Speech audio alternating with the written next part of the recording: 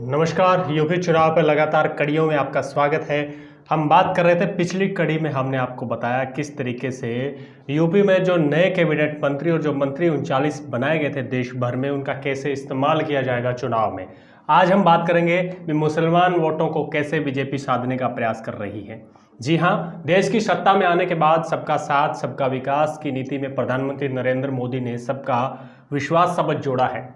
वह महज दो शब्द नहीं है, बल्कि एक बड़ा संदेश था। बहुसंख्यक समाज के बड़े वर्ग का विश्वास जीतकर सत्ता के देश की शीर्ष पर पहुंची बीजेपी मुस्लिम समाज का विश्वास जीतना चाहती है। उत्तर प्रदेश में अगले साल होने वाले विधानसभा चुनाव को देखते हुए बीजेपी ने सूबे में मुस्लिमों को पार्टी से जोड़ने की नई रणनीति पर काम कर रही है। जी हाँ, बीजेपी की नज़र उत्तर प्रदेश में मुसलमानों की पिछड़ी जातियों यानी पशमादा पर है, जिन्हें सरकार में, आयोग और पार्टी संगठन में तवज्जो देकर उनके बीच गहरी पैठ बनाने की कवायद शुरू कर दी है।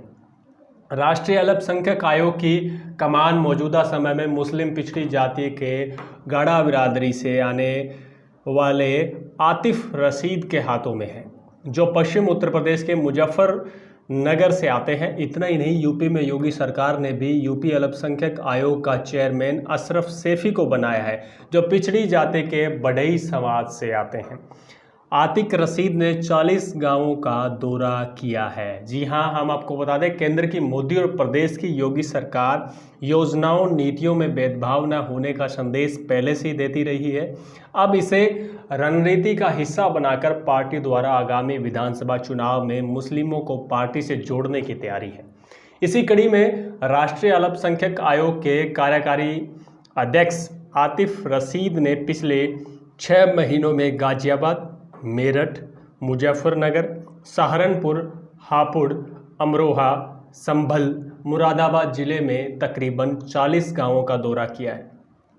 ये सभी पश्चिम यूपी के मुस्लिम बहुल जिले माने जाते हैं। मुस्लिम बहुल गांव में जाकर आतिफ रशीद ने मुसलमानों की पिछड़ी जाति के ऐसे लोगों से मुलाकात की थी जिन्हें मोदी और राज्य सरकार की योजनाओं से फ़ायदा मिला था। उन्होंने जिस तरह से पश्चिम यूपी की दौरों में मदरसों में जाकर बैठक की और उन्हें केंद्र और राज्य की योजनाओं को फ़ायदा उठाने के लिए प्रेरित किया, उसके सियासी संदेश निकाले जा रहे हैं।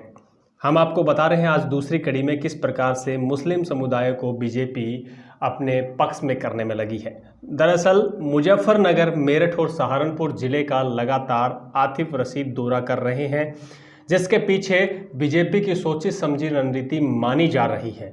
ये वो जिले हैं जहां उनकी गाड़ा बिरादरी बड़ी संख्या में रहती है और सियासी तौर पर काफ़ी अहम मानी जाती है। उसे आतिफ रशीद की गाड़ा समाज को बीजेपी के साथ जोड़ने की रणनीति का हिस्सा माना जा रहा है। बीजेपी गाड़ा बिरादरी को अपने साथ जोड़ने में सफल रहती है तो कई मुस्लिम बहुल सीटों पर इस बार कमल खिल सकता है।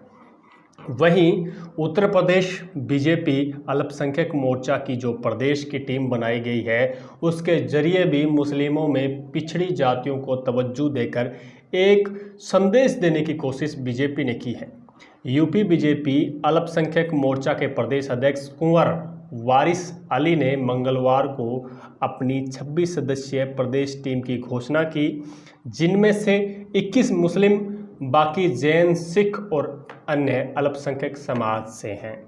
हम आपको बता दें, कुंवर बासित अली ने बताया कि पिछली कार्यकारिणी में मुस्लिम पिछड़ी जाति से महज 4 पदाधिकारी ही थे, जबकि इस बार संख्या बढ़ाकर 11 कर दी गई है।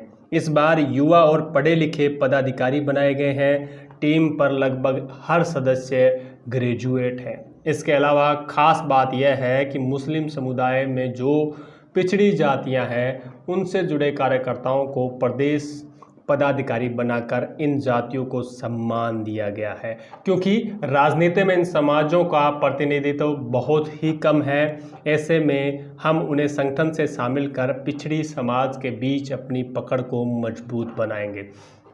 जी हाँ, हम आपको बता रहे हैं यूपी इलेक्शन सर पे है और यूपी इलेक्शन को लेकर हमने आपको पहली कड़ी में जो बताया, हमने पहली कड़ी में बताया भी किस प्रकार से मंत्रियों को काम पे लगाया गया है, और आज की कड़ी में हम बता रहे हैं किस प्रकार से मुस्लिम समुदायों को साथ जोड़कर ये वोटिंग में तब्दील करने का प्रयास है। मुस्लिमों में सबसे बड़ी संख्या अंसारी बिरादरी की बताई जाती है यूपी में। यूपी में मुसलमानों में सबसे बड़ी संख्या अंसारी बिरादरी की है, जिसे यूपी के पार्टी अल्पसंख्यक संगठन में अच्छी खासी जगह दी गई है। इसके अलावा मुसलमानों के अलवी और अब्बासी समुदाय को भी शामिल किया गया है। सियासी तौर पर अंसारी समाज का प्रतिनिधित्व है, लेकिन अलवी और अब्बासी समुदाय की संख्या अच्छी खासी होने के बाद भी राजनीति में वो जगह नहीं मिल पाई है। ऐसे में बीजेपी ने उन्हें संगठन में जगह देकर अपने साथ जोड़ने का बड़ा दांव चला है। दरअसल सियासी गलियारों में अक्सर ये चर्चा होती है कि मुस्लिम समाज उसी दल को वोट देता है जो उसे बीजेपी के मुकाबले मजबूत नजर आता है। इस कथनी को अपनी करनी से बेअसर करने में सत्ताधारी बीजेपी को अब कोई संकोच शायद नहीं है। 2014 के लोकसभा चुनाव में सबका साथ सबका विकास की नीति अपनाने वाली भाजपा ने 2019 में आते आते अपनी नीति को विस्तार दिया। प्रधानमंत्री मोदी ने सबका साथ सबका विकास के साथ सबका विश्वास को भी जोड़कर स्पष्ट कह दिया था कि अल्पसंख्यकों को छला गया है, अब हम उनका भी विश्वास हासिल करेंगे। ये आप सुन रहे थे, लगातार हम आपको अपडेट दे रहे हैं यूपी इलेक्शन को लेकर। आपको क्या लगता है कमेंट में अपनी राय जरूर दीजिएगा, लेकिन पहले आगे सुन लीजिए। माना जाता है कि 3 तलाक के खिलाफ कानून लाकर मुस्लिम महिलाओं को साथ देने की सबसे पहली कोशिश हुई, जिसका कुछ लाभ पार्टी को पिछले चुनाव में हुआ था। ऐसे में बीजेपी की तैयारी 2022 के यूपी चुनाव में मुस्लिम इलाकों को ने अपनी मजबूत पकड़ बनाने की है, जिसके लिहाज से पार्टी मुसलमानों को पिछड़े वर्ग के नेताओं को आगे बढ़ाकर मुस्लिम वोटों में सेंध लगाने की रणनीति है। बता दें कि 20% जो मुस्लिम जनसंख्या वाले सूबे के 2 दर्जन से ज़्यादा ऐसे ज़िले हैं जहां 20 से 65% तक मुस्लिम आबादी है। इन जिलों की 50 से अधिक विधानसभा सीटों पर मुस्लिम मतदाता निर्णायक भूमिका में होते हैं। इसके बावजूद 2017 के विधानसभा चुनाव में पार्टी ने एक भी मुस्लिम प्रत्याशी नहीं बनाया था, लेकिन सत्ता में आने के बाद पूर्व क्रिकेटर मोहसिन रज्जा को जरूर विधान परिषद सदस्य बनाकर राज्य मंत्री पद भी दिया गया। साल 2019 के बाद पार्टी की रीति नीति बदली है, इसलिए यूपी के विधानसभा चुनाव की रणनीति पर भी इसका असर नज़र आ सकता है। मुस्लिम समुदायों को अपने पक्ष में करने का और उनमें वोटों में सेंधमारी करने का बड़ा प्लान बीजेपी का चल रहा है। आपको क्या लगता है, आप किस मुस्लिम बिरादरी से आते हैं, कमेंट जरूर कीजिएगा। आप किसे वोट देना चाहेंगे? मुस्लिम बहुल कुछ सीटों पर पार्टी उसी समाज में से अपने प्रत्याशी भी चुने हैं।